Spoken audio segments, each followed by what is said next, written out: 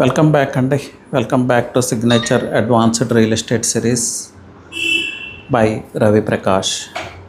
Real estate mind set గురించి మాట్లాడుకున్నాము, అలాగే రూల్స్ ఆఫ్ ద గేమ్ గురించి మాట్లాడుకుంటా ఉన్నాం. రూల్ 1 ఆల్రెడీ ఎక్స్ప్లెయిన్ చేశాను. Rule 2 is about clarity and confidence అండి.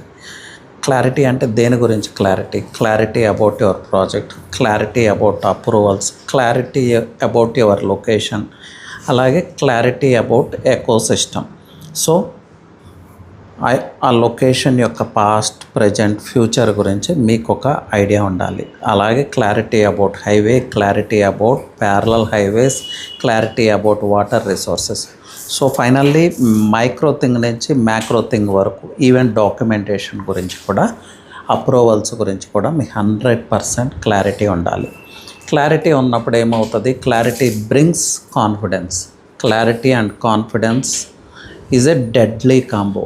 క్లారిటీ అండ్ కాన్ఫిడెన్స్ ఉన్నప్పుడు మీ టోన్ ఆఫ్ వాయిస్ చేంజ్ అవుతుంది, మీ బాడీ లాంగ్వేజ్ చేంజ్ అవుతుంది.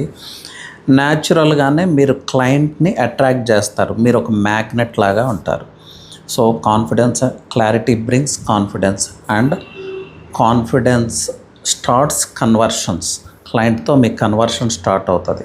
So conversions bring again real estate conversions, అంటే డీల్స్ క్లోజ్ అవుతాయి. So clarity and confidence is the second most important rule in real estate. ఈ clarity కావాలంటే మీరు ప్రతిరోజు update కావాలి, new things నేర్చుకోవాలి. So give it a try అండి. This is very very important to succeed in real estate. Thank you.